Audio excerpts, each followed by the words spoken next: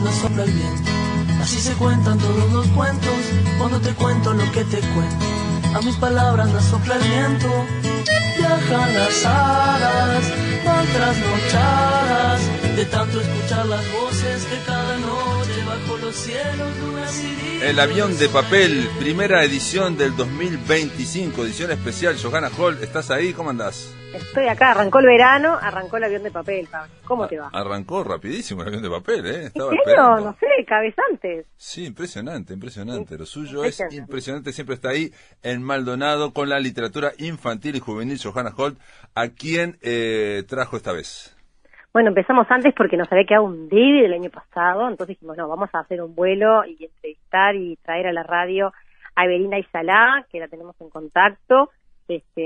Una escritora que bueno no nació en Uruguay, ahora vamos a hablar de ella, nació en España, pero está radicada acá hace unos años y nada, disfrutamos de sus cuentos, de su actividad y bueno, la idea es hablar de todas esas cosas maravillosas que hace en torno a la literatura infantil en Uruguay. Así que bienvenida, Evelyn. Muchas gracias, Johanna, muchas gracias. Evelina Aysalá, bueno, ¿cómo empezar? No sé, porque tantas actividades tienes. A mí, a mí me llama la atención, Evelyn, ¿cómo andás? Sí. Tu apellido, Aysalá. Sí, sí, nunca he averiguado, pero creo que tiene, seguramente venga del mundo árabe, pero no he averiguado nunca demasiado. Perfecto. Sí, porque no me suena, vos naciste en Barcelona y no me sonaba muy catalán, eso. No, bueno, mi abuela era de Lérida, así que digo, los pocos apellidos que hay en Aysalá están todos en Lérida, pero no sé cuál es su origen. Perfecto. Bueno, muy bien. Ahí está, pero ya su acento la delata, ¿verdad? Me sigue delatando. ¿Desde cuándo estás en Montevideo? ¿En Uruguay? En Uruguay hace 14 años ahora ya. Bien. Bastante, sí, bastante. Pero bueno, siempre desde allá viniste trabajando de literatura, ¿no? De tu origen, de tu formación de grado, de tus estudios académicos, ¿no? Fuertemente. Y luego fue que empezaste, por lo que leí en el 2006, con el tema de meterte en lo que era si bien uno como chico, también vamos a ver un poquito de eso, ¿no? Desde pequeño uno va para atrás en su autobiografía y tiene... ¿no? Recuerdos de qué fue lo que pasó y qué fue lo que ahora nos está convocando, ¿no? Pero en el 2006 empezaste fuertemente escribiendo, ¿es así, no? Bueno, en realidad yo desde que tengo conciencia que escribo, primero escribía para adultos, 2006 nace mi primer hijo y ahí es que arranco con la literatura infantil, pero en realidad para mí fue Uruguay es el principio de todo esto, ¿no? Digo, o sea, mi primer libro lo publico con Más Pimienta mi primer libro infantil me refiero, con Más Pimienta en Uruguay. Ahí está. Claro. Por eso comenzó acá, ya traías toda tu formación.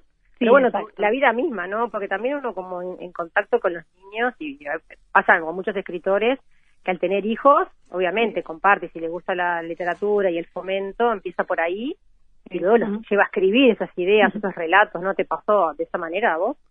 Sí, en realidad, claro, empecé con mucha lectura. Cuando nació Guille, empecé con mucha lectura, ¿no? Yendo a muchas bibliotecas, a librerías, a buscar libros infantiles para leerle a él. Y ahí fue que me empezó a picar el gusanito. Y dije, bueno, cuando nos vinimos para Uruguay, en realidad, fue que escribí mi primer cuento dedicado a él, con todo el tema, en realidad me lo dedicaba a mí, seamos honestos, ¿no? Era con todo el tema de la inmigración, del irnos. Y a partir de ahí fue que arranqué y como que no pude parar de escribir, pero sí, fue el nacimiento de él lo que me movió a todo esto, ¿no? Y la venida a Uruguay, repito. Evelyn, esa historia que estás contando es bastante reiterada, por lo menos en las entrevistas que hemos hecho aquí, ¿no? Yo siempre me acuerdo de Fernando González, por ejemplo, que es otro escritor de literatura, que él decía que él empezó con literatura infantil y mientras iba creciendo su hijo se fue pasando a literatura juvenil, por ejemplo, ¿no? Bien, sí. Bueno, yo todavía hice paso porque digo, Guille ya tiene 18, o sea que ya transitó esa parte de la adolescencia. No me he animado a pasarme a lo juvenil, sigo en lo infantil, porque realmente el álbum ilustrado para mí es como algo fantástico, ¿no? Todo ese proceso. Entonces, por ahora sigo como aferrada a esto. No sé si en algún momento ese crecimiento me va a llevar también hacia otra literatura, ¿no? Yo veo... capaz que también, disculpa, Pablo, como tu actividad también fuerte, que es la mediación, te lleva a eso, a estar como más en contacto con niños más pequeños.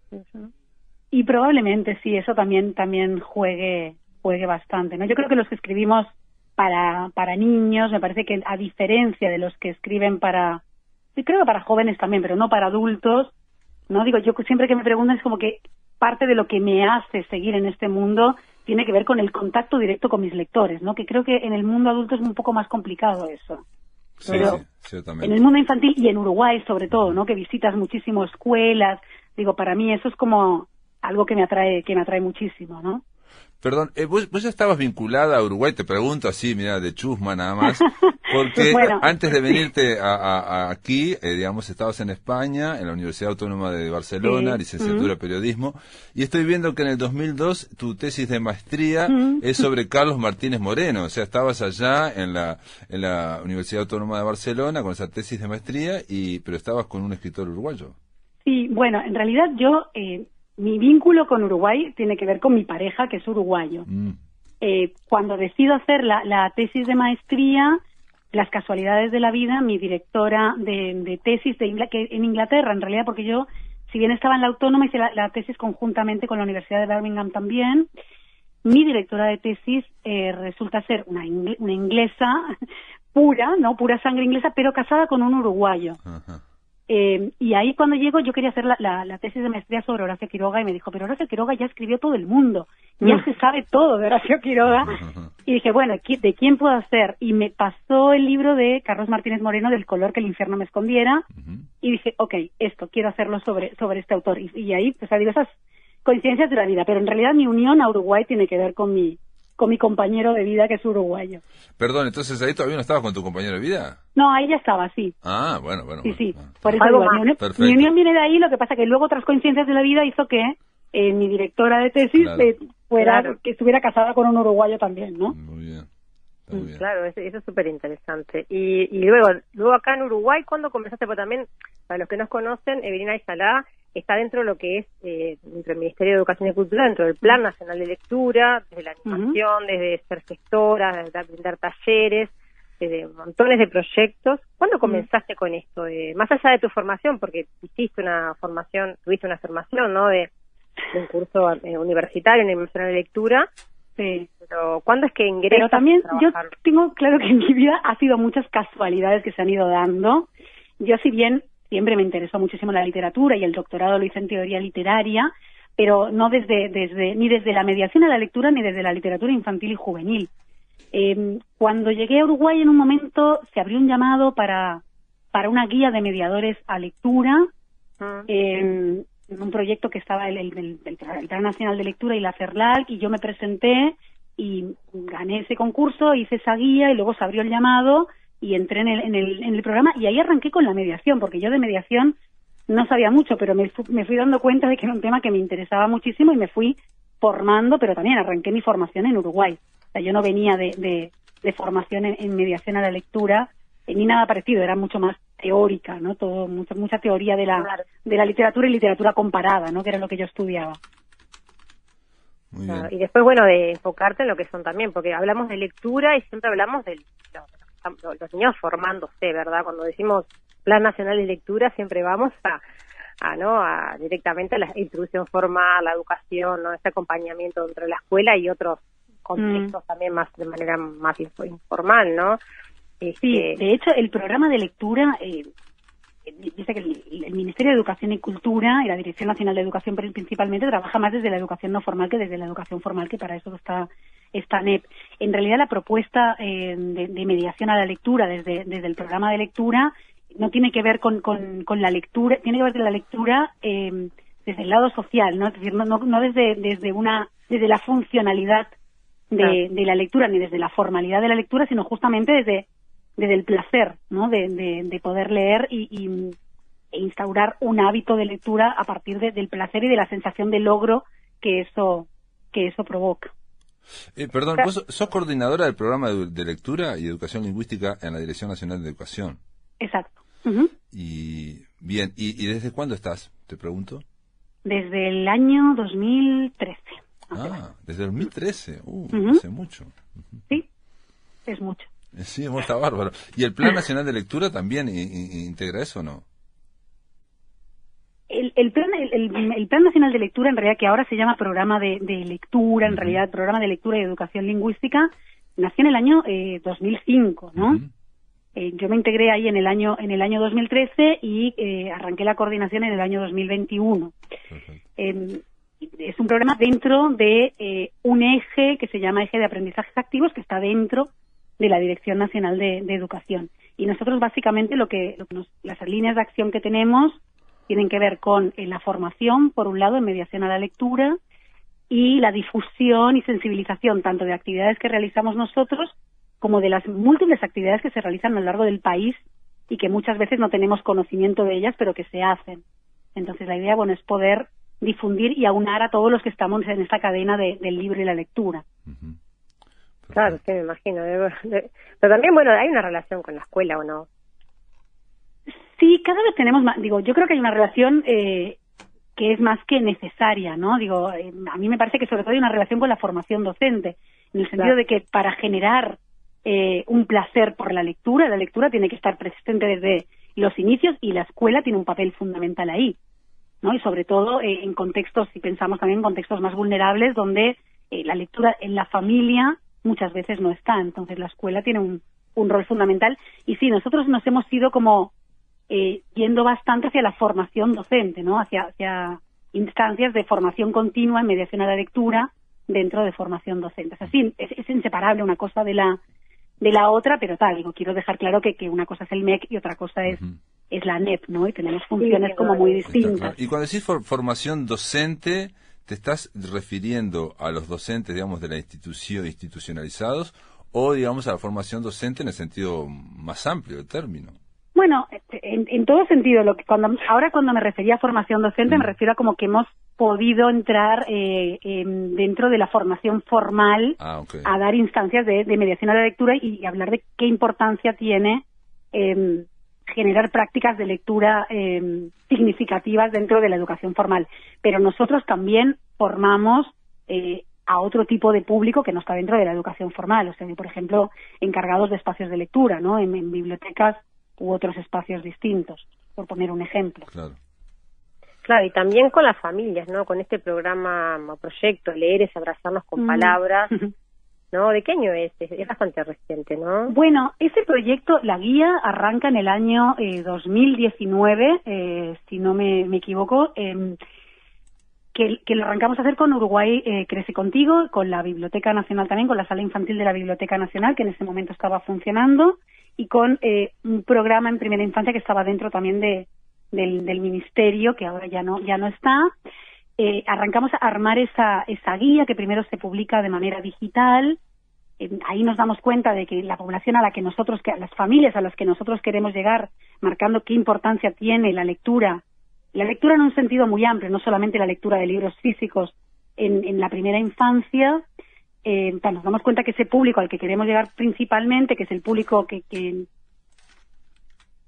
menos lee, por decirlo de alguna manera, claro, tampoco van a entrar a mirar esa guía digitalmente. Entonces ahí es que pasamos a imprimir guías y a llevar las guías con talleres, porque lo otro que nos damos cuenta es que entregar una guía donde se den consejos y se explique por qué es tan importante la lectura en esa primera etapa de la vida no va a hacer que la gente necesariamente la lea, ¿no? Cuando le llega con... por ejemplo, ahora, a partir del año que viene se va a entregar, desde el año que viene, no, del año presente, yo todavía estoy en 2024, se va a entregar con el kit de primer nacimiento, por ejemplo, pero claro, el hecho de recibirla no implica necesariamente darle la importancia que tiene. Entonces, se nos ocurrió que esto había que llevarlo a las familias con talleres, que a veces hacemos con las familias directamente y muchas veces hacemos con las educadoras y los educadores, un taller que luego ellos replican con las familias. Y en esta venimos entregando ya aproximadamente 5.500 guías y hemos llegado ya a más de 80 instituciones de todo el país, donde se ha realizado este taller y luego ellos han podido replicar y donde nos ha llegado una devolución muy, muy positiva, ¿no? del proyecto. Yo es uno de los proyectos por eso sonreía, de los que me siento más orgullosa y me parece que han sido más significativos por lo menos de mis años en la coordinación del programa. Sí, aparte es muy emotivo. Yo la bajé, se puede bajar, está online. Sí, exacto. Y estuve viendo y tiene que ver mucho también con eso de lo afectivo también y de ¿no? Y también como una especie de bitácora de ir registrando las primeras lecturas. Eso va quedando como el libro del bebé. Por eso yo hablaba de la autobiografía, cómo comenzamos en ese recorrido de la estimulación y de las lecturas que nos van haciendo de pequeños. Y esto tiene como una especie de registro que está bien bonito, ¿no? Bueno, porque la idea era, claro, que no fuera una game personal, sino que las familias se la pudieran apropiar. Y nos pareció que ese guiño podía hacer que se la apropiaran de alguna manera. Lo otro que sucede ahí también, ¿no? Porque cuando uno piensa en lectura, ¿no? Muchas veces es como que la tenemos asociada a cierto, ¿no? Estatus social y a cierto estatus cultural, sobre todo. Y eso es algo, cuando llegamos a las familias, que es muy, por lo menos para mí, me resulta muy emotivo, cuando se dan cuenta que ellos han leído toda la vida, que ellos son capaces de cantar canciones de cuna, de contar historias, de hacer juegos de palabras, de todo eso que la palabra, que es la palabra, que va más allá de la lectura del libro físico, porque uno la lectura siempre la asocia con el libro físico, ¿no? Y entonces te encuentras muchas veces con reticencias del tipo, no tengo ninguna biblioteca cerca, los libros son muy caros y no puedo comprarlos, ¿cómo voy a acercar la lectura con todas estas trancas que tengo en el camino? Y cuando les haces darse cuenta de que pero hay otras miles de estrategias que tienen a su alcance para llegar con la palabra a los niños, y les va a hacer una gran diferencia en el futuro a ellos ese acceso a la palabra, cambian las caras y cambia la actitud, ¿no? De los que a veces van como bien recogiditos y como con miedo, ¿no? Uy, me están llevando a un taller de lectura, ¿qué será esto? Claro, entonces, pero bueno, para mí ha sido súper emotivo. Pasan otros aspectos de estar en contacto con la familia, hacerle ver que ellos pueden, el poder de decir, no es que no necesitas dinero, hay otros recursos, el tema es querer y tener ese momentito de que tampoco...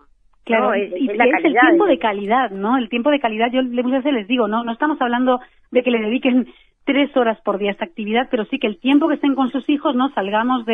Nos miremos a los ojos, salgamos de la pantalla y compartamos palabras, ¿no? Compartamos historias, palabras, deseos, o sea, eso es lo que importa, ¿no? Ese tiempo de calidad. Evelyn, hace mucho tiempo que estás en este rol, digamos dentro de la coordinación, dentro de la coordinación, no, pero dentro del programa de lectura y educación lingüística, y obviamente en estos años, supongo yo que habrás visto, todo va cambiando, y ahora mencionaste precisamente el tema de las pantallas. Por ejemplo, yo percibo el año pasado y este recién empezó, que a la gente, amigos míos, amigas que leían mucho, les cuesta leer cada vez más, o por lo menos alguien me dijo, ahora estoy pensando en alguien que me dijo en Madrid, ahora estuve en Madrid, a mí me cuesta, y estoy hablando de un profesor de la Universidad Complutense, ¿no? Me dijo, a mí me cuesta leer más de 20 minutos, yo leo 20 minutos y me levanto y tengo que hacer algo, por la influencia, digamos, de las pantallas y, de esas dopaminas que tira la pantalla, que el libro no tiene. Sí, ese cambio, lo notaste vos, porque en tu caso estamos hablando con un segmento que es otro segmento que yo no le puedo preguntar, que sería el segmento de infantil, ¿no? Y juvenil. Sí. Bueno, yo lo noto en casa, sin ir más lejos, ¿no? No me hace siquiera la necesidad de ir a las escuelas, pero sí, lo noto y hablo con los amigos de mis hijos, y hay estudios, ¿no? Hay datos científicos que corroboran que afecta a la concentración, sobre todo, ¿no? Y a la memoria también. Yo tengo un amigo de mi hijo que me decía exactamente eso mismo que estás diciendo tú, de yo no puedo leer más de un párrafo, no me puedo concentrar en más de un párrafo, luego me pierdo. Si un texto es más largo de eso, me pierdo. Y ese es un problema que obviamente que estamos teniendo, ¿no? Porque la pantalla y sobre todo las redes sociales, que es lo que ellos están más acostumbrados a ver, no es como un estímulo tras otro y va saltando de uno a otro, es que no hay continuidad. Entonces eso significa un esfuerzo mucho menor que leer un libro, ¿no? Sí, aparte, está claro que el proceso ha venido, para aquellos que somos más grandes, una cosa es Facebook, que se escribía mucho, otra cosa es Instagram, que casi no se escribe, y otra cosa es TikTok, que no dura nada, y seguramente debe haber otras que yo no sé, que son cada vez, o sea, se van y el acceso cada vez más temprano, ¿no? A mí algo de lo que... Hay uno de los libros que escribí ahora el año pasado, que se titula Ahora no puedo. Ay, sí, justo lo tengo en mis manos y iba a meter ahora cuchara. Quiero decir eso, justo en de la pantalla. Y ahora no puedo. Bueno, con Ahora no puedo, los talleres que voy a hacer a las escuelas me sorprende, porque es un libro que está pensado, y bien lo he llevado a todas las edades, ¿no?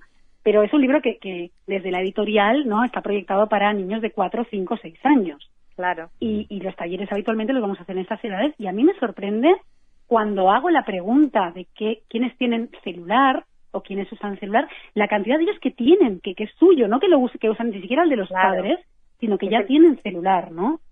Claro. Entonces es como que cada vez eso va, digo, porque la generación mía todavía somos de los que hasta los 11, 12 no se tiene celular, ¿no? Porque es el momento en que pasan al liceo, pero yo creo que cada vez eso se está como yendo más temprano. Entonces eso también va a ser cambios fundamentales en lo que a mí me atañe, que es en la lectura, sin lugar a dudas en la lectura, ¿no?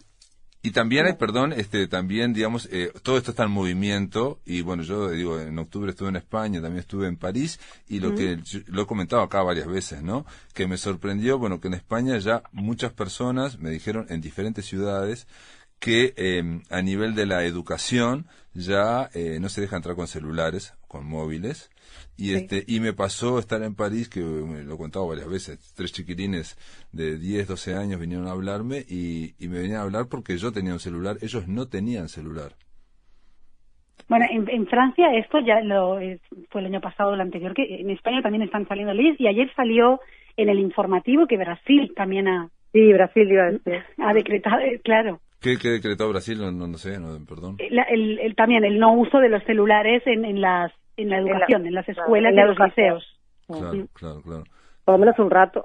No, y en Australia, digamos, es lo que más, por lo menos como me enteré yo, digamos que la idea o la pretensión de que no pueden entrar a redes sociales solo a partir de 15 años, 16 años. 16 años, Sí, yo creo que eso cada vez va a aparecer más, ¿no? A nivel mundial, retornar a lo que era antes.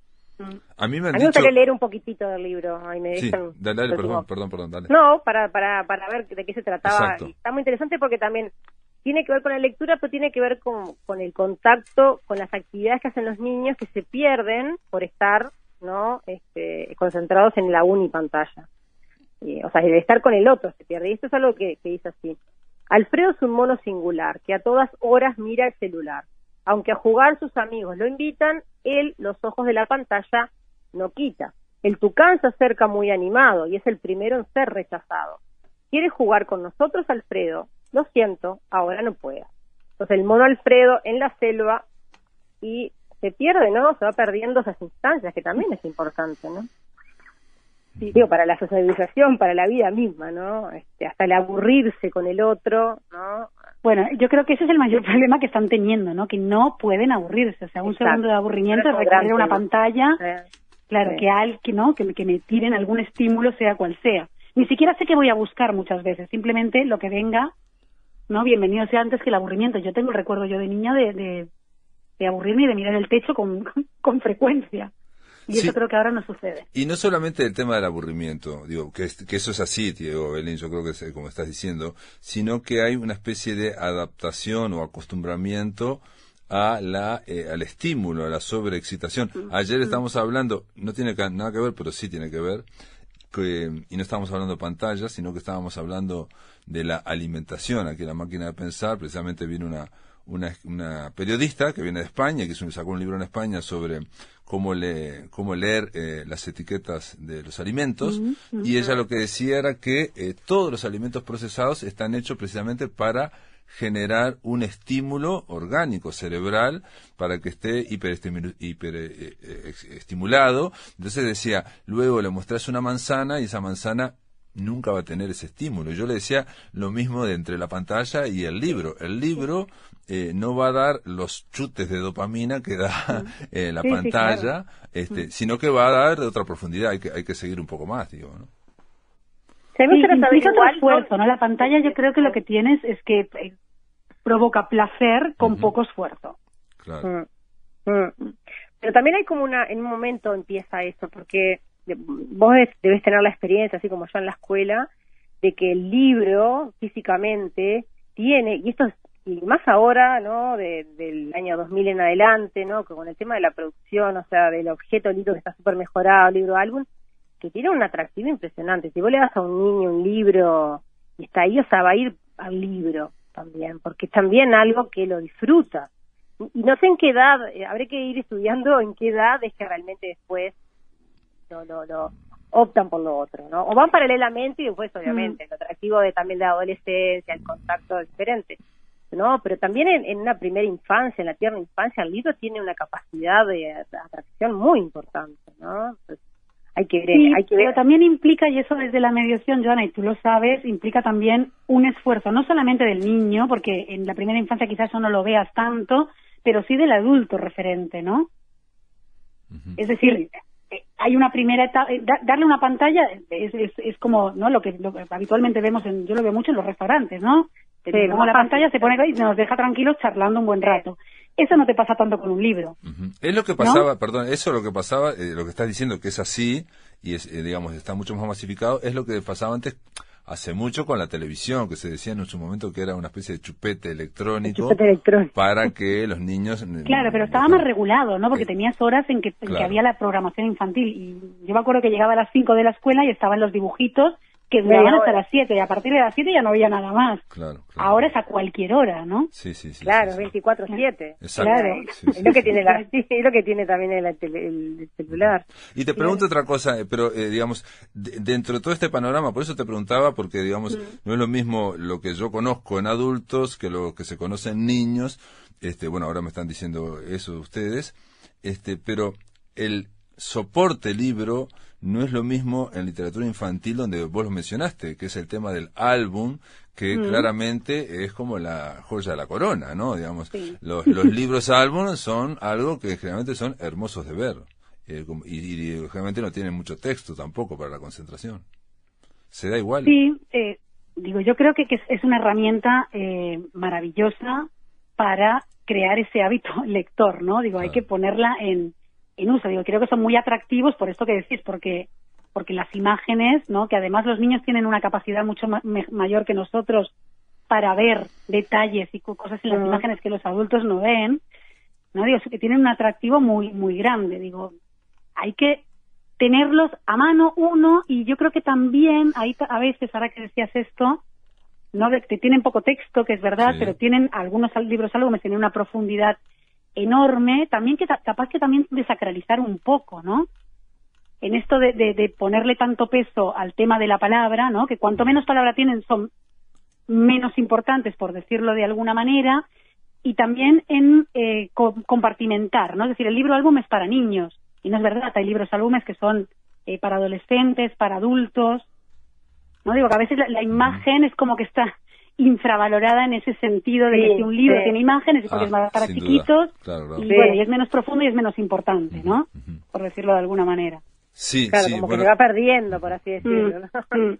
No, eso tiene que ver también con otros desafíos que tiene el libro, y yo creo que va a ocurrir en algún momento también, es buscarlo multidisciplinario, y también, de hecho hay muchos libros, o se buscan que tengan código, o multiformato, código QR, en fin, una serie de cosas. No sé si funciona tanto así, pero tampoco, pero también todo, digamos, dentro de lo que es el soporte libro, que ya sabemos que es muy estable, ¿no? Que ya lleva como 600 años, por 500 años más o menos, con las mismas características, bueno, que pueda haber, bueno, en ese sentido el libro álbum y otros tipos de aproximaciones, ¿no?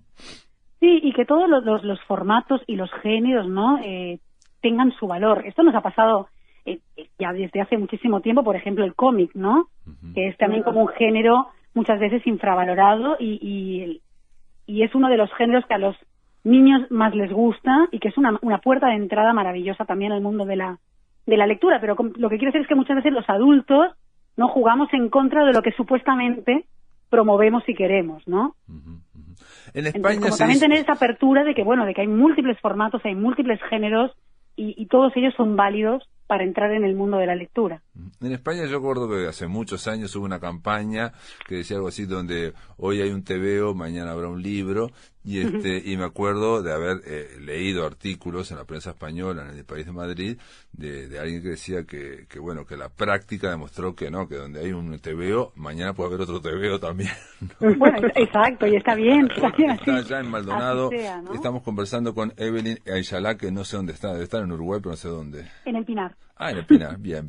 Digo, yo estoy en Montevideo. Bueno, sigamos la conversación. Se planteó el tema de los libros, de los soportes de libros, que obviamente en la literatura infantil y juvenil, yo dije el libro álbum como una forma muy macro, ¿no? Pero, viste que hay de todo tipo, ¿no? Hay de esos que que tienen un nombre, ¿no? Que se arman. Pop-up. Exactamente, esos mismos. Y de todas formas, siempre también el enganche de cualquier historia va a ser la propia historia. Y también, como decías, Evelyn, yo creo que también tiene que haber siempre una especie de entrenamiento o disciplinamiento a lo que es la lectura en silencio, ¿no? Es gracioso porque la pantalla es igual, es quietud del cuerpo y es silencio, ¿no? Pero sabemos que mentalmente están ocurriendo muchísimas cosas, y en un libro lo que tiene es, el plus que tiene el libro es que necesita la imaginación del lector. O sea, todo texto se construye, se co-crea con el lector, ¿no? No sé qué pensás. Sí, era lo que hablábamos antes, ¿no? Esa construcción de significado, de sentido, lleva una introspección mayor, por decirlo de alguna manera. Claro. Ahora les pregunto a las dos, bueno, a Johanna también, en todo esto de la promoción de la lectura, está el papel de los padres. ¿Y qué pasa en los hogares que, digamos, que los padres, digamos, y que a veces no es solo la primera generación, a veces puede ser la tercera generación que no leen? Bueno, y esta es la escuela, me parece, ¿no? La importancia, como decía Evelyn, donde no hay familias que propician, que tampoco quiere decir que no hayan libros, ¿no? Porque puedes ir a la biblioteca, puedes ir a buscar a otros lados, puedes pedir, o sea, no es el tema monetario, ¿no? Que hay gente que tiene menos o más acceso, también es el tema de las, me parece que muchas veces donde falla la familia está la escuela, que te prende la semillita, la maestra que lee, el escritor que visita, ¿no? Y es el niño que va y accede y pide, ¿no? Sí, yo creo que ahí tenemos una de los debes más importantes desde mi punto de vista a nivel país, ¿no? Con las bibliotecas y con generar una necesidad de biblioteca. Yo ahora que estuve en Barcelona hace unos meses, claro, yo ya hace 14 años que no estoy, cuando voy a visitar a la familia y no hago tanto vida cultural, pero en esta ocasión que fui a una feria, aproveché para visitar algunas bibliotecas de Barcelona y fui a la que ahora la nombraron la mejor biblioteca por lo menos de toda Europa, no me acuerdo si es de Europa o es algo más grande todavía, que es la Gabriel García Márquez, que son 4 plantas de bibliotecas, es una cosa, realmente volví asombrada, espectacular, pero lo que más llamó mi atención es que en la entrada de la biblioteca, el día que fui, que era un día entre semana, 5 o 6 de la tarde, estaba lleno de adolescentes, pero lleno. Bueno. Y claro, y ahí es donde cuando uno genera un espacio, capaz que no van a leer, eso es lo que me decía la bibliotecaria, bueno, claro, a veces vienen a reunirse acá, a estudiar, a mirar la computadora, pero siempre están rodeados de libros y en algún momento, por lo menos, en algunos seguramente se genere esa necesidad. Claro, pero para eso hay que tener el espacio, hay que poner la voluntad, hay que crear. Entonces, a mí me sorprende mucho a veces cuando voy a las escuelas, ahora cuando fuimos con lo de los talleres que comentabas antes, Johanna, de leer, que hay veces que las propias docentes tienen bibliotecas cerca y no saben que esa biblioteca está ahí. Porque seguramente tampoco han tenido la necesidad de visitarla en ningún momento, ¿no? Y porque esas bibliotecas a veces no tampoco tienen demasiadas campañas de fomento, ¿no? Digamos, en todo esto siempre tiene que ver, me imagino yo, la creatividad. No hay recetas, como siempre se dice lo mismo, no hay recetas y cada uno debería encontrar, cada país, cada sociedad, cada comunidad, buscar sus propios caminos, ¿no? Bueno, también viste que Ana María Babosi nos decía, a mí, a Pablo, una conversación de que falta también, desde el punto de vista estatal, una ley de bibliotecas que ponga alguna vez como más formalmente el tema, ¿no? Sí, sin lugar a dudas, y por eso digo, creo que nos falta algo más macro, ¿no? Más allá de las iniciativas que puedan tener bibliotecas particulares o de los recursos que puedan tener bibliotecas particulares, ¿no? Digo, en Montevideo tenemos 2 bibliotecas infantiles que son maravillosas, pero eso tendría que darse en todo el país y en todos los barrios de la ciudad. Digo, tendría que ser más macro y para eso hacen falta políticas, te hacen falta recursos, ¿no? Y generar la necesidad a partir de ahí, ¿no? Ahora, te voy a hacer una pregunta muy antipática, Evelyn. Bien, muy antipática. Estuve hablando con Ana María Shua, y Ana María Shua, que es una gran escritora argentina, me decía que en literatura infantil ella, no me acuerdo la cifra que dio, pero ponerlo que me dijo, ahora no me acuerdo, pero supongamos que hubiera hecho 120 libros o algo así, y que su libro más vendido era precisamente uno de mitología, de griega, para niños, ¿no? Que ha sido editado en toda América Latina, incluso y en Portugal, me decía ella, ¿no? O sea que se sigue. La vi en la Feria del Libro de San José. Y entonces ella me decía, entonces yo un poco asombrado, me dice, Pablo, no te asombres tanto, porque la literatura, digamos, para mayores, tiene toda una estructura industrial que hace que un escritor, un narrador, no pueda escribir, dice Ana María, yo no puedo publicar más de un libro al año, a lo sumo 2, porque tiene que haber todo un circuito de prensa, de librerías, bla, bla, bla. En cambio, en literatura infantil, yo puedo escribir los que se me canten prácticamente, porque no pasa por la prensa. Me dice, hay toda una serie de canales que ya se distribuyen y que ya hay un público y bla, bla, bla, y bla, bla. Eso, con Johanna también entrevistamos a Alcántara, y Alcántara tiene 250 libros, dijo algo así, que había superado. Entonces, se dio lo mismo. Entonces, la pregunta antipática sería, si en la industria, digamos, editorial para mayores hay todo un esfuerzo que hay que lograr, que no sé qué, no sé cuánto, y la de infantil y juvenil, las cosas se mueven por otros carriles, ¿no? Que tienen que ver con las escuelas, con los colegios, con las librerías especializadas, con los mediadores. ¿Por qué habría que seguir insistiendo con la literatura infantil y juvenil? ¿Por qué habría que seguir insistiendo? ¿En qué sentido? ¿Por qué habría que seguir haciendo tanto esfuerzo si eso aparentemente ya está funcionando? No sé si es antipática, es complicada la pregunta, te diría, más que antipática. Sin duda, digo, son como dos mundos distintos. Digo, yo ahora hace muchísimo que no publico literatura para adultos, pero tengo claro que son dos realidades distintas y que la literatura infantil y juvenil, en tanto quien compra el libro es el adulto, ¿no? El que compra el libro no es tu público destinatario en primera instancia. En la juvenil eso ya empieza a cambiar un poco, pero en la infantil no. Entonces, quizá por eso hay que seguir insistiendo también, porque parte de lo que sucede o de lo que yo siento es que hay mucho desconocimiento, ¿no? De qué literatura hay y de cómo se accede a esa literatura.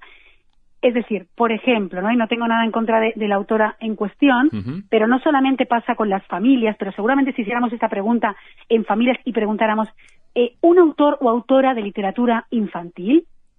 En el cuerpo docente lo tengo claro, porque nosotros hacemos unos formularios antes de iniciar los cursos, y te podría decir que tengo una muestra capaz que de 2.000 docentes, o sea que no es una muestra pequeña, y el 90% el primer nombre que aparece es Susana Olaondo. Y eso se debe de extender a más allá del cuerpo docente. Sí, claro. ¿Está mal? No está mal, pero hay mucha otra literatura nacional y no nacional, pero nacional también. Y por eso yo creo que lo que nos falta a nosotros muchas veces de todo tenemos estos canales de llegar a las escuelas, de los autores, etcétera, etcétera, pero tenemos no tanta difusión en esto que estamos haciendo hoy, en la prensa, ¿no? En los medios de comunicación. Que la literatura para adultos tiene más también, eso, ¿no? Es lo que siempre decimos, falta crítica literaria en general y en literatura infantil ni que hablar, ¿no? Porque es como decís tú, seguimos a Susana Olaondo sin desmerecer su trabajo, pero después nos vemos la cantidad de temas, la cantidad de autores y trayectorias que hay y solo vamos a los nombres más populares, por así decirlo, o los que la editorial los fue poniendo en el tapete también en algún momento. Sí, capaz que lo que falta tiene que ver con eso, con crítica y con formación. Tú ahora nombraste, que me gustó mucho que lo dijeras, temas también, no más allá de autores. Es decir, en tanto es el adulto el que compra el libro para el niño, ahí tenemos otra problemática. Hay otra, porque digo, todo bien lo que dice, estoy de acuerdo con Ana María, ¿no? Hay otros canales, llegamos, pero una cosa es llegar y otra cosa es que tu libro se venda, ¿no? Y esto, hay ciertas temáticas, por ejemplo, que para los adultos son tabúes. Entonces, yo qué sé, los libros que yo he publicado que más me gustan a mí no son los que mejor se venden, por ejemplo. ¿No? ¿Cuál te gusta más? Porque no hablamos solamente hablamos de Ahora No Puedo, pero tenemos un montón de libros que me gustaría algunos nombrar y ver también cuál te gusta más, cuál te gusta más. No sé si eso es como difícil decir, pero por ejemplo, El sueño de los peces a mí es un libro que le tengo un cariño especial también por cómo se dio la situación con Roger y Casa y demás, y es un libro que cuesta mucho su venta, que gusta mucho cuando se lee, ¿no? Que cuando agarras una docente que se lo apropia, funciona bien, pero que cuesta su venta. Y cuesta su venta, yo creo, lo hemos hablado mucho con la editora esto, porque su portada, y ahí no tenemos el texto, tenemos la ilustración, ¿no? Porque la paleta de colores de su portada no es la que más atrae la atención, sobre todo del público adulto, te diría. Es decir, de los padres, madres, tíos, tías, etcétera, que van a comprar ese libro para sus niños, niñas de la familia, ¿no? Pero también me pasa, por ejemplo, Dulce y Feroz, y en eso no tiene que ver con la temática, porque los padres se sienten interpelados y no les gusta, o uno de los últimos que he publicado, que es Todavía no, que habla de la muerte, que sin embargo, para mi sorpresa, se está vendiendo bastante bien. En otros países. Bueno, claro. En otros países ¿no? Entró en la selección de 4 gatos, en la Biblioteca Pública de Nueva York, o sea que son cualquier, sí, en el año pasado, ¿no?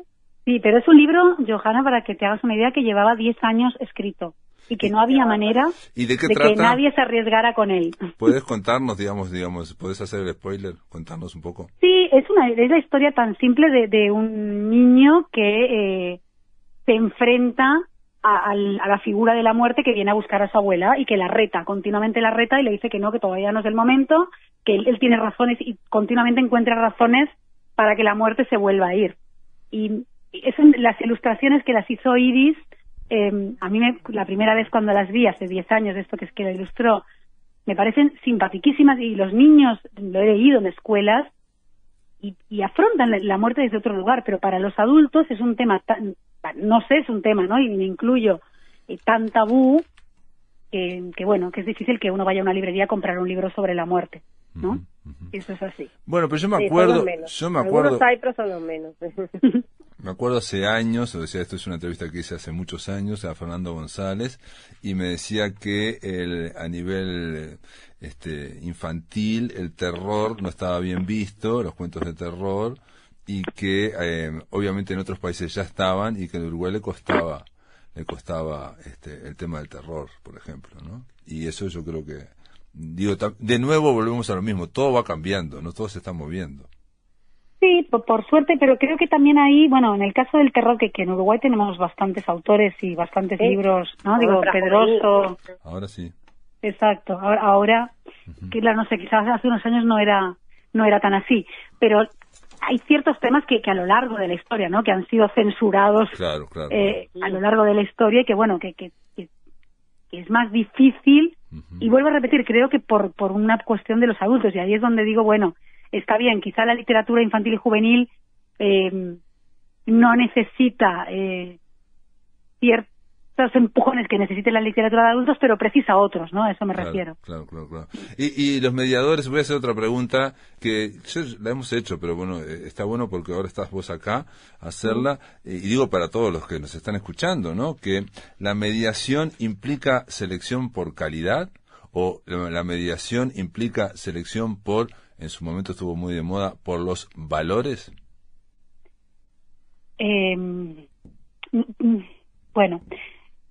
Por calidad, te diría, pero acá tengo varias anotaciones a hacer, ¿no? Que entendemos también por calidad, ¿no? Y que es buena literatura.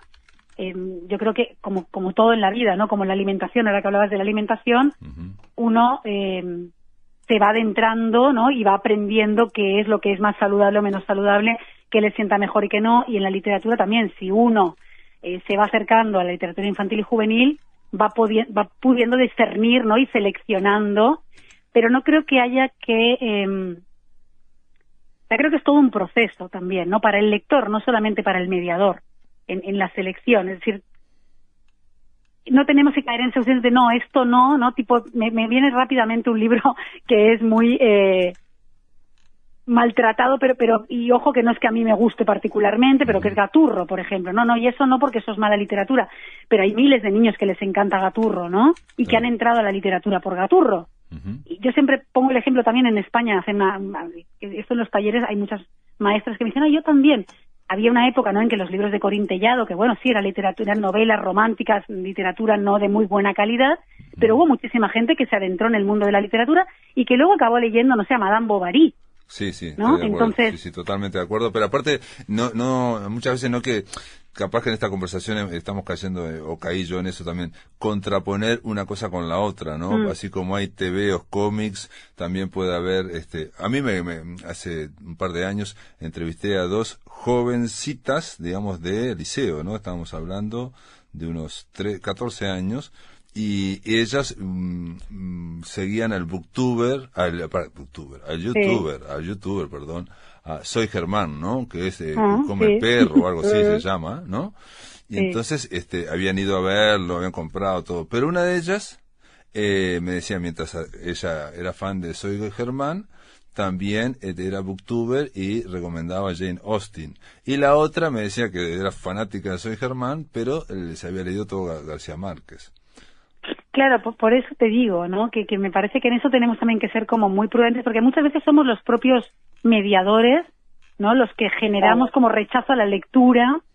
Por decir, bueno, estigmatizar ciertas cosas y decir esto no es tan bueno y tenés que leer solo esto. Sí, pero bueno, lo importante es el pretexto de leer después y la práctica, ¿no?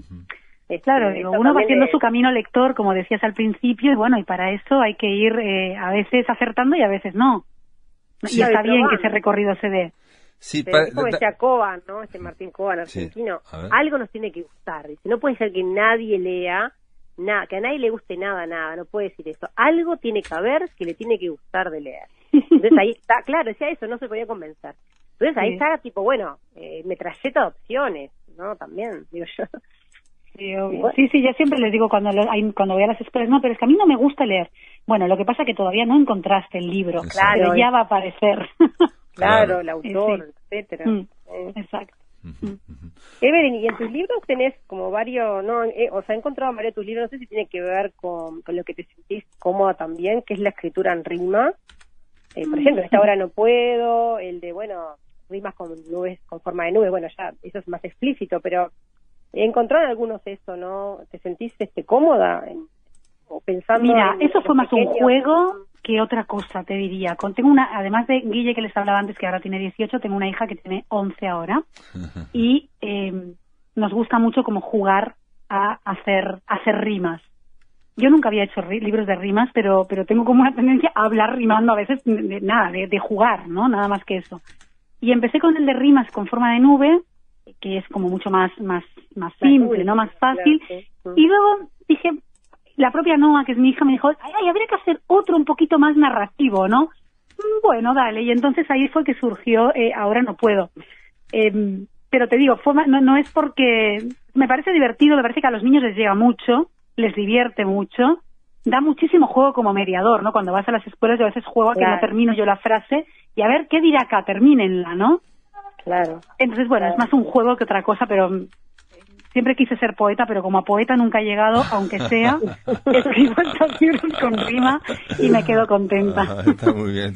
Igual la poesía está más allá de los libros en los poemas, ¿no? También la poesía está en la vida, eso está claro. Sí, sin duda. Y cuando escribes, hay veces, hay uno de los libros que escribí, que bueno, mira, ese es uno de los libros que a mí me encanta, que es El bichito del amor, pero que sin embargo vendió muy mal, y que más allá de lo lindo que son las ilustraciones de Mariona Cabasa, que es parte de lo que lo hace, tiene algo de poético y son como distintos versos, digamos, que hablan sobre distintos tipos de amor.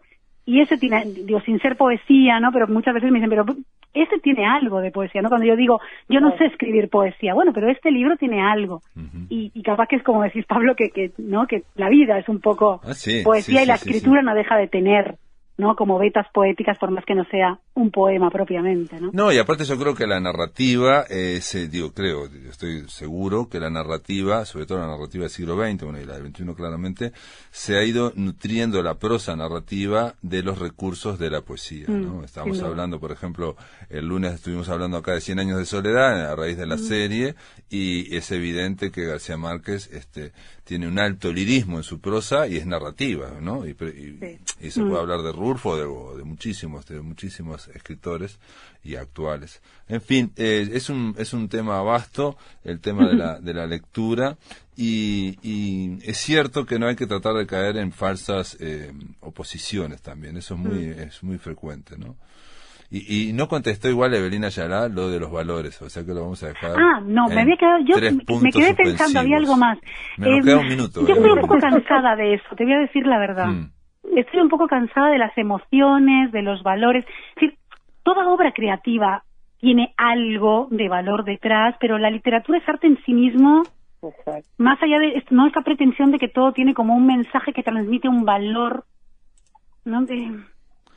Ahora está de moda las emociones, digo, yo siempre estoy pasado de moda, hablaba de los valores, pero ahora se pone de moda, digamos, lo que está ahora que es parte de lo mismo, ¿no? También, ¿no? Es parte de lo mismo, la idea detrás de que tratar un tema, tratarlo. O la idea de que a mí me gusta leer, pero lo bueno es que leer y que te deje algo. Y entonces una vez alguien me dijo que le gustaba leer Galeano porque Galeano le dejaba algo versus a otro que no sé. Y bueno, esas son ideas que están. Está bien, la pregunta es si Galeano quería dejar algo. Está de acuerdo. Bueno, o sea, que quería dejar algo seguro, ¿no? Cuando uno hace una obra de arte, sea cual sea, algo quiere transmitir, y cuando uno lo publica es porque quiere llegar a otras personas y compartir eso, ¿no?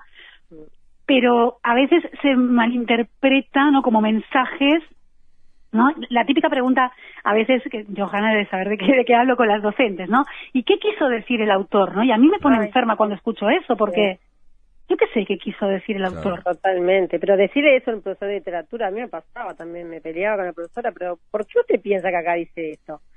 Y es así, y ahí te van como también un poco moldeando tu manera de interpretar todo. Totalmente. Todos vamos a interpretar lo mismo, es como decís vos, el escritor lo escribió, lo tiró al viento, ahí vamos nosotros a leerlo. Sí, y hay algo, digo, un poco para terminar ya esta charla, digamos, una frase que la dijo Borges, pero no era de Borges claramente, la idea de que todo el libro crea tanto el autor como el lector, ¿no? Y bueno, ya que mencionaste a Martín Cohen, una vez en una entrevista Martín Cohen me dijo eso, el autor es una palabra que parece que viene de autoridad, pero en el momento del libro, de la lectura, el lector tiene tanta autoridad, igual que el autor. El lector puede decir, a mí me parece que habla de esto y que quiere decirme esto, y ningún autor puede decir, no te quiere decir, porque el libro le está diciendo eso. Sí, totalmente. Bueno, es que de hecho es una construcción conjunta, ¿no? Sí, los libros sin lectores no serían nada, y es una construcción conjunta. Y eso, sobre todo cuando uno habla de literatura infantil y juvenil, donde siempre hay algún mediador, me parece sumamente importante, ¿no? Por esto que estaba diciendo ahora Johanna, ¿no? De que de alguna manera es como que pareciera que hay una única interpretación de la obra, y eso también genera rechazo en los niños, ¿no? Que tú le digas, no, pero eso que tú estás leyendo no es así. ¿Cómo que no es así? Pero yo lo interpreto de esta manera. Claro, me matás todo, toda la actividad que tenía. Evelina Ayala, Johanna Hall, las tengo que decir que, bueno, fue un placer escucharlas a las dos. Realmente, Evelyn, esperemos conocerte en algún momento en presencia. Johanna, te mando un abrazo, se terminó el avión de papel de hoy.